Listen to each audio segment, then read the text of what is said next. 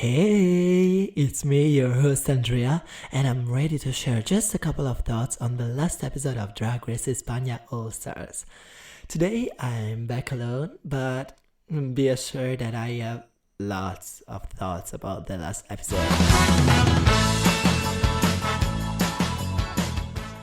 So, the previous episode ended with my favorite child Onyx that went home. I was so devastated, you cannot comprehend. And to be eliminated on the same challenge and the same runway, it's something so iconic that only Onyx could achieve. But the Snatch game, ultimately, I liked it. I read some comments that the Spanish listeners were not so pleased with the Snatch game, but I enjoyed it. It was kind of good. I had some good laugh. But we see the other queens re-enter the workroom, and Setlas would have saved Onyx again. So, as I was saying last week, it seems that the queens are trying to save their season sisters.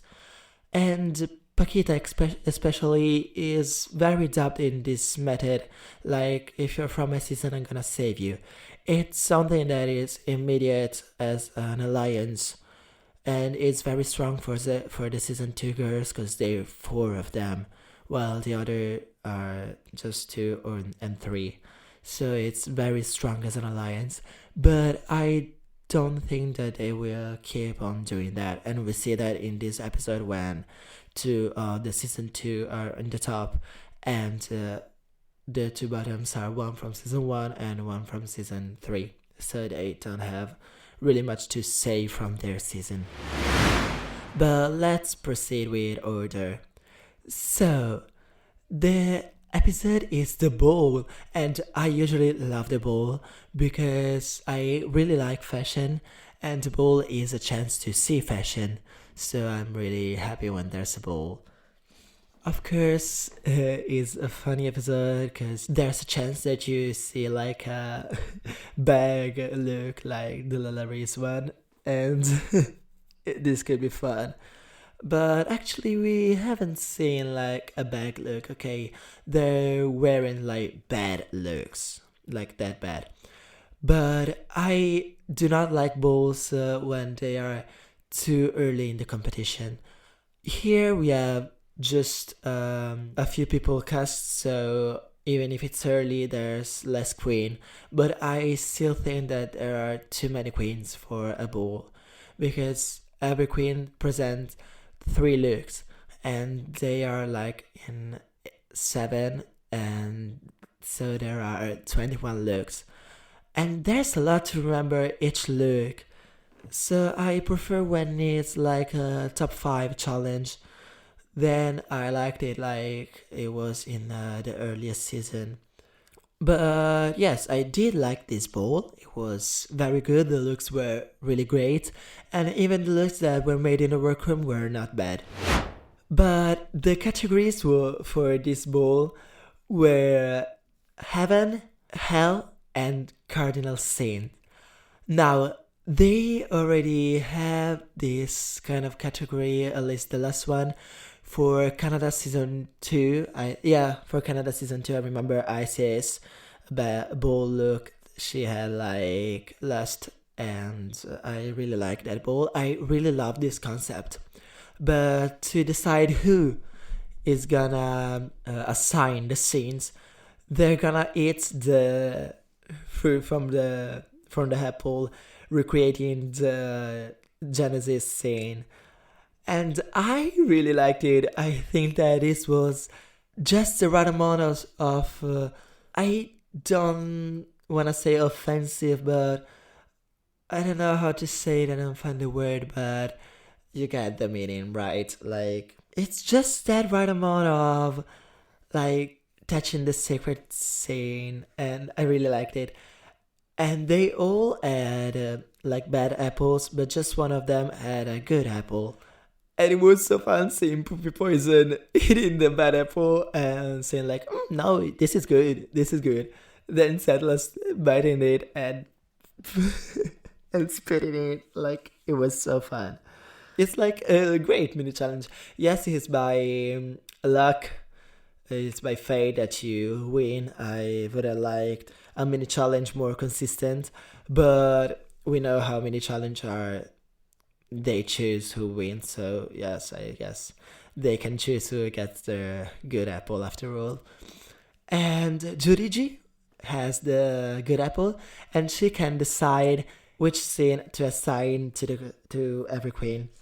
And after choosing everybody's scene, actually Settlers, who had the envy scene, could swap with someone, and she chooses to swap with the pride that had been assigned to Ornea. Because she didn't feel like envy was her scene. And I like that some of the scenes had like powers, because it's like very interesting. And we see that other scenes have powers, have advantages. I just wish that every scene had a precise power or advantage that they could use, but only 2 or 3 of them had. But in the end, we had like the 7 scenes that are assigned to the queens, and they are: Draxetlas ends up with pride, Jurijiderkli with sloth, Ornea Gongora with envy, Paquita with wrath, Puppy Poison with gluttony, Sagittaria with lust, and Samantha Byantines with greed. And it's like a really nice concept, as I was saying, to have a look that represents a scene. I am really a Christian boy, yeah, if you didn't know.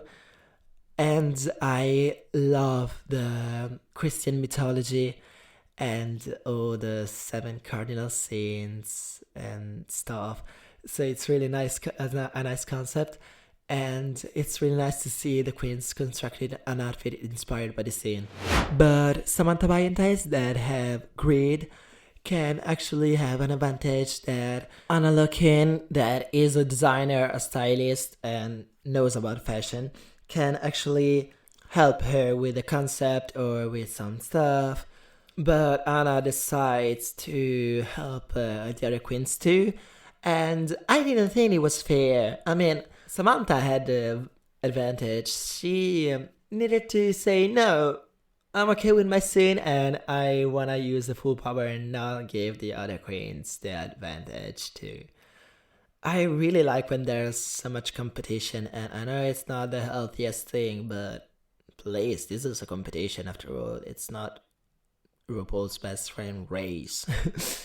But anyway, we jump right into the runway. And well, I'm gonna analyze one queen at a time. So we start with Judy Juderkli, that for her Heaven runway, or Sky runway actually, because Ciel means heaven, but sky too. So I think that she proposed a balloon, and she had the basket, and her hair were the flames, and she had like an enormous balloon full of helium that floated over her. And it was so nice as a concept. I didn't really like the thing that she had on her face that erased her facial features, but the look was really good. I liked the concept and it was well constructed, so I'm okay with that. For her Hell look, she had this great look with giant horns coming out of her tits and fire in her mouth. I really liked it. It was a little bit simple, I think. It was not that elevated. I wish she had done something more, because it's such a classic Juriji look and we have seen this before from her, I think. But it was really cool, and glooming mouth that she had was really, really cool. And for her last look, she had sloth, and I really liked her look. It really reminded me of Cam Hugh from France season 1, where she came out with a pillow on her head and all the hairs and like a blanket. It was really nice.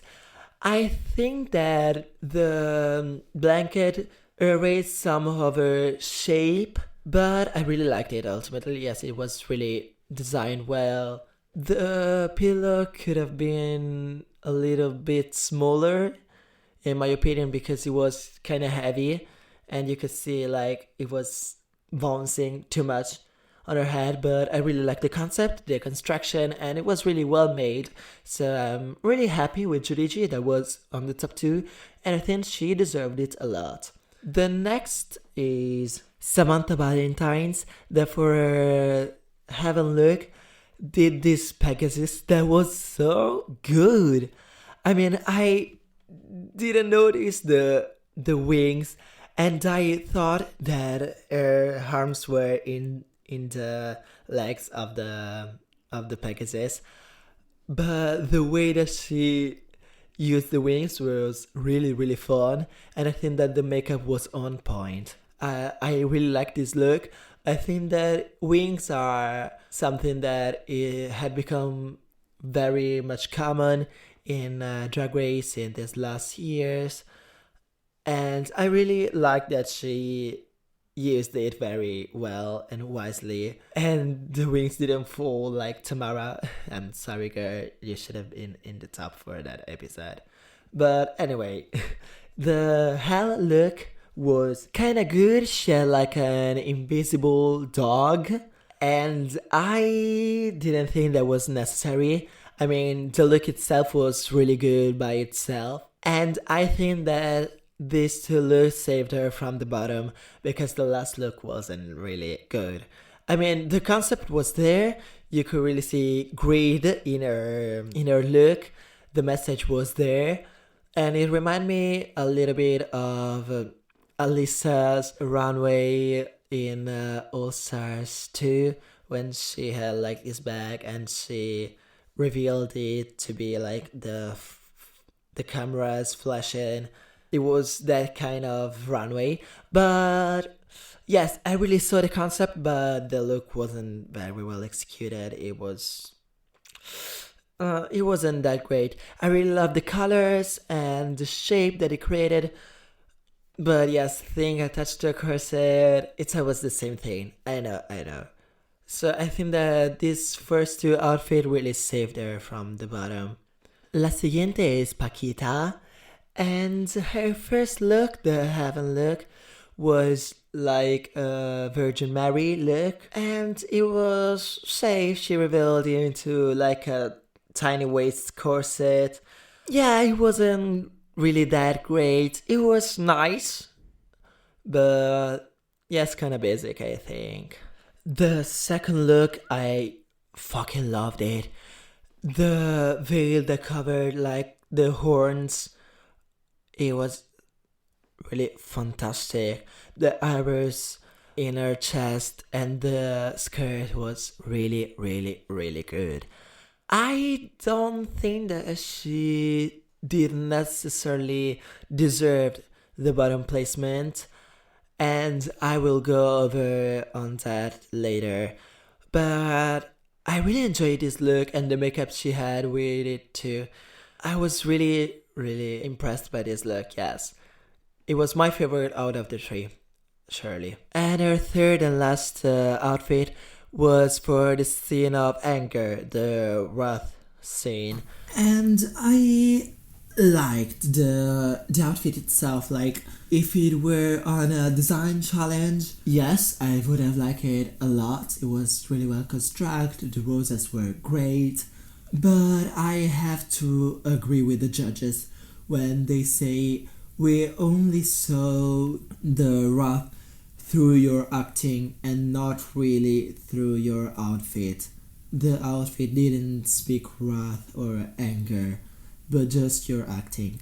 And I think that was the difference between Samantha's outfit and Paquita's, because Samantha acted like the grid, but she had it on her outfit too, while Paquita scene only came through the acting and not really the outfit. And I think that for a ball, when you have to present a concept other than a look, it's necessary that your concept come from the look. And I think that it's better if the outfit is kind of worse, but the message really come through it. But yes, I don't think again that she necessarily deserved the bottom placement, but I have to agree with the judges that the outfit was really good, but the message wasn't conveyed in the best way possible. For Sagittaria, we have to open a chapter just for her, because her outfits were really good, and her low placement was questionable, and she did have a lot to say about that. But let's analyze every of the outfits. So the first one, the Heaven Sky one, was about Sky, Sun, King, Sun.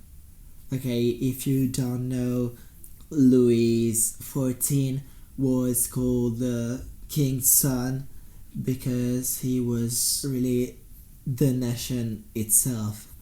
It was an absolute king, and it was pretty iconic to be really powerful. And I really liked this outfit. I mean, it was really good. The sun in her head, the corset, the skirt, it was really good. For the hell category, she brought her own hell, and I like the concept, like spider, but I wish it was amped like a lot more. I barely could see the spiders in her outfit because black on black was kind of not really visible, and I didn't get the feathers that were the spider legs until the judges said so. And then I felt very stupid because it was kind of obvious, but I didn't get there right away. I really loved the top part where it was spray painted. I thought it was really creative and really good, but I don't think that that was enough to change my opinion on the entire outfit. It was good, but I just wish it was a lot better. And seeing her personal hell compared to the last one was kinda okay. That was good, but not that good, honey. But yes. And the last look, she had lost, and I loved the hood and the material she chose for the outfit. I wasn't really a fan of the bottom part, like the end of the skirt. That looked a little bit wumpy. I don't think that I was the only one who saw that, but it wasn't really well constructed, I think. But yes, again, really love the hood and the material. It was a really nice dress, but I don't think, like Paquita, her outfit really did scream lust. I mean, it was really simple to do that. The whip was really one of the things that suggested lust. But if she had put the choker that she showed in the workroom earlier in her mouth for the runway, I think that would have been enough to at least save her from that low placement. Yes, I do think that. I will talk about that later, but I felt kind of strange that they had only 5 placements with 2 tops and 3 bottoms, and I would have preferred if she would have been safe, she or Paquita would have been safe, and Andrea maybe was in the top if they had to have 5 placements. But yes, 5 placement is really strange. Yeah. And especially if there's just 2 tops and 3 bottoms, like it's really not that difficult to see who's in the top, who's in the bottom, who's lip syncing. But anyway, Like the outfit, yes, not as much as others, but again, I didn't see the concept of lust coming really through. And she didn't act really horny or anything, so I think that where Paquita, maybe you could see her wrath through the acting, Sagittaria, you couldn't have guessed lust. If I said like to a stranger, here's the outfit, here's the acting that she done with that, what's the concept behind that?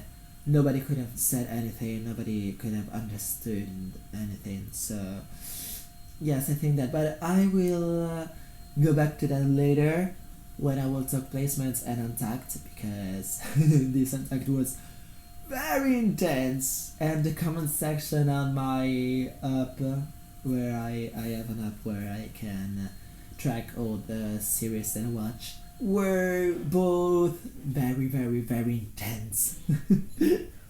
But then we move on to Poopy Poison, and she was in the bottom. She was a risk of elimination. I do think that that was fair. Her first look was sky, just a blue sky with a rainbow, and I did like the concept and like the thing that opened the sky to show the rainbow. I just wish she could open it more to give more rainbow, because you can see it, but I wish I could see it more. Just that the outfit itself was kind of safe, yes. And for the hell runway, oh my god, I hated that. I mean, I love Medusa as a character. I love Greek mythology. I love Percy Jackson and everything. And this Medusa outfit was so bad. I didn't like it at all. Like, it hadn't a shape. I wish it was a little bit cinched at the waist. The golden part in the middle of the chest wasn't really flattering. And the wig, I wish it was like bigger, not like fuller or anything, but with snakes coming way more out to really let us see the snakes. As soon as I saw Medusa coming out the runway, I was so excited because I love a Medusa outfit. But then I was really let down. Yes, I didn't like it at all. But her last outfit was okay. This is like the opposite of the last two. This you could see the message, you could see the scene through the outfit right away. Gluttony. She had a corset with things attached on, and those things were candies and stuff, and she was eating. So for the look and for the acting, you could see gluttony. Here, I think that the outfit was so bad that even her acting and the fact that you could see the message through it weren't enough to save her, okay? Because we will see later with Black Atlas that her outfit wasn't really great, but it was enough creative to get the message through and not be held back by the simplicity of the dress itself. But no, Poopy Poison, I think that she redeemed herself from her first design challenge back in season 1, because I hated that runway. But I think that at All Stars caliber wasn't enough. Okay, just that. Next is Ornella Gongora, and as I said earlier, I do think that she deserved a top spot. Maybe, yes, maybe even over Dark Atlas, but just a high spot was enough, in my opinion, yes. But let's see the looks for her Heaven, like Sky runway. She had a saint, she did a Saint Stephen, I think, that I didn't know was the protector of gays. I actually didn't know, and I know a lot about saints, so I was really confused. I should look it up if it's true or the story, but I'm too slothy for that. I really liked that outfit. It was really good, really polished, and that particular scene was killed. He was hit by different arrows, and you could see the arrows, and it was really, really good. I liked it. And yes, I liked it. It was high save. Not top for me, but high save, surely. For her Hell runway, I really love the concept, like coming out as Anubis. Again, I really love Egypt mythology. I really love mythology in general, I think. And and I really loved it. I love the top part with the jewelry, the gold thing, and even when she wear off the mask, the Anubis mask, I think that her hair was really flattering, even if they were like flat, like Ice Bucket Challenge, as the pit stop girl said. And I didn't really like the bottom half because I didn't think that the skirt was really the perfect cut for this outfit. But yes, I really liked it. I really liked it. Not that much, again, like a high save, yes. And for her last outfit, she had Envy. And that outfit, that dress that she made, I was gagged. It was fabulous. I remind you, I didn't watch the third season yet, so I don't know if she actually can sew. She did well in her bowl. I should look it up probably, but I want to enjoy this season, so I'm not gonna look it up or anything. It was really good. It was really well constructed. You could see the scene through that. She acted it really well. I think that her dress checked the boxes, really all the boxes that she needed to check.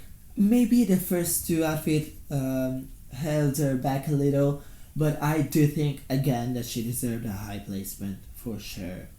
I don't know if maybe over Dark Atlas, but yes, I do think that her last outfit was at the level of the last outfit of Judici. Yes, for sure. And we move on to our last contestant, Drag Atlas, and her heaven look was really nice actually. I mean, Stair to Heaven. I love the concept, and I wasn't really a fan of the back of the dress, like the clouds, because I don't know if it was too big or too little, but it was like a size that I don't know, the shape wasn't really good, but I love the concept, and the headpiece was really, really great. And her Hell runway, are we gonna talk about that? I loved it. I have no words. Well, actually, I have some words. I have just a couple of thoughts on that. I have some words.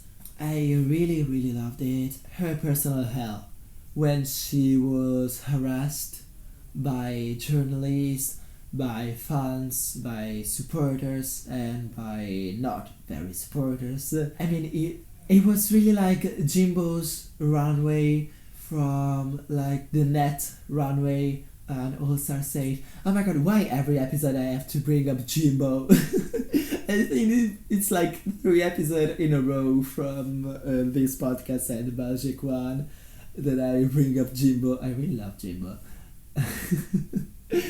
And yes, I do really think that it was really nice, and the crows and the microphones and the shape of the dress, it was fantastic. The piece of journal that created the pattern, yes, absolutely yes. Nothing more to say if not, it was wonderful, it was well constructed, he had a message, he had actually like a personal hell that was very personal, because I don't want to diminish or invalid Sagittarius hell, but I mean, when you put spiders against being harassed by everyone because of something that you did, there are 2 different levels of hell, and I ultimately think that came up way more because Setla's outfit was way much better. And now it's time to talk about her last runway. Yeah, I have to talk about that. I hate to talk about Jack Atlas in a bad way, but I don't think that this outfit was at the level of All Stars. Okay, we know that she's not a seamstress, and we know that Sagittaria had a lot to say about this outfit. Yes, I have my couple of thoughts about that. I mean, the acting and the message, like the scene, really came through the outfit. Like arrogance, pride. Yes, I did see that. I think that maybe it was more on the egocentric, narcissistic side that rather than pride. But yeah, you could stretch and see that. And her acting was really on point.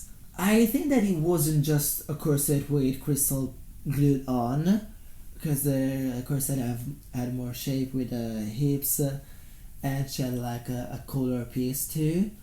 And yeah, I do think that sometimes in this kind of challenge, like the bull challenge, the message really can come before the outfit itself, unless the outfit is ugly. And this outfit wasn't ugly. Was simple, yes, simple, in confront to like Paquitas, Jurigis, or Sagittarias.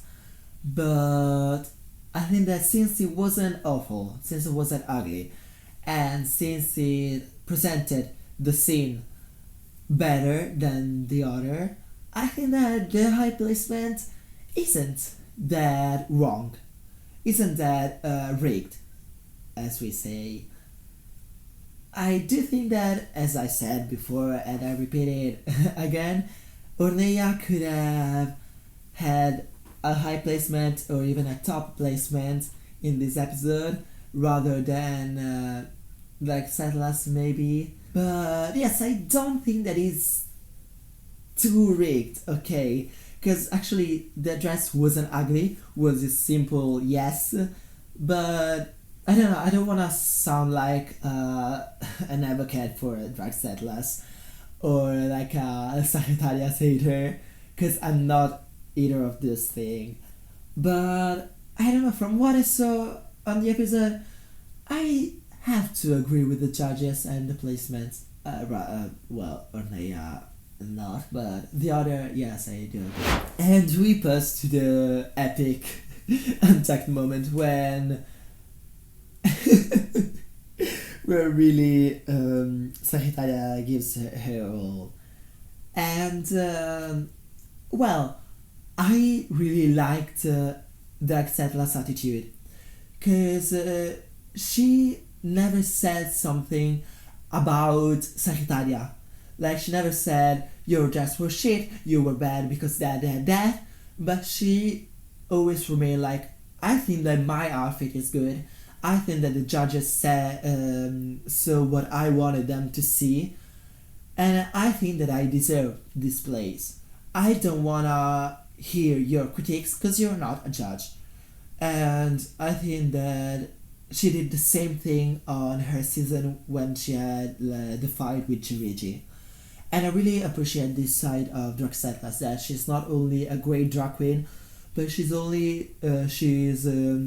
also a great person, that when it comes to arguing, she never puts herself on the defense, she never attack others, but she only defend her opinion rather than try to diminish other queens. And I really like that about her. Yeah, ultimately it's the judges and the production choice who to put in the top and who to put in the bottom. Sure, it's strange to see the same queen over and over on the top, and you feel like it's too pushed and you start to not liking the queen as much as you plan to. But I don't think that her placements are too boosted or anything. I really love her runways, her concept, her acting, her everything. I really love Drag Settlers as a drag queen. So I do think that she deserved the placements that she had so far. I just hope she don't bend la creme herself. I hope so. I don't know if I want her to necessarily win the season, but I want her to continue to do good. And as I was saying, it's strange because now we have two queens from season 2 in the top, and in the bottom we don't have a season 2 girl. So there's no alliance that really holds up. And I don't want to judge the queen's choice of who to send home, but I want to give my couple of thoughts on that. Right away, I already said I'm very strategic when it comes to this. Poppy Poison already won a challenge, so she already put her mark in the competition, and I do think that from a strategic point of view, they could have sent Poppy home. She already won a challenge. They know she's good, so why not send her home? It would be really strategic, really favoring their way through the competition. And I honestly wanted to see more of Paquita because she was safe 2 episodes in a row, and now she's in the bottom 2 and she was sent home. And I think that from a strategic point of view, it could have been better, okay? Because she was safe 2 episodes in a row. She was in the bottom of this episode. It was clear that production didn't care about her. So she could have been like the Roxy Andrews of the season, in my opinion. But they don't want a Roxy Andrews in the season, so they decide to eliminate her because of track record. I mean, I do think it's fair so that you have less weight on your shoulder. You don't wanna seem too strategic with the other contestants, because that's putting a target on your back. And I actually thinking again, maybe the Excitless did the right choice of sending Paquita home rather than Poppy Poison, because she has been in the top and winning every challenge so far. As soon as she lands in the bottom, she really have a great chance of being eliminated. And if she shows herself as strategic, maybe she could increase the target that she has. So I think that being strategic is less strategic for Dark Atlas, but I really hope that at least Judy G tried to send Poopy home rather than Paquita. But yeah, we see the lip sync that is very good, and here's my problem. Okay, these lip sync are being good, consistently good, and on the other franchise that I'm seeing, Belgium, the lip sync are very bad, and overall Belgium is not being very good.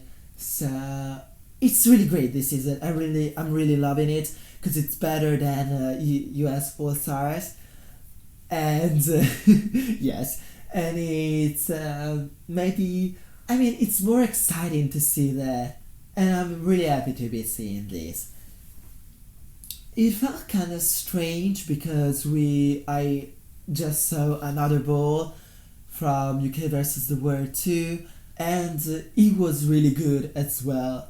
And let me just say just a couple of thoughts on that season. I'm really loving it, and it's so good to see International Queen dominating the season, but it was so sad to see Arantxa going home.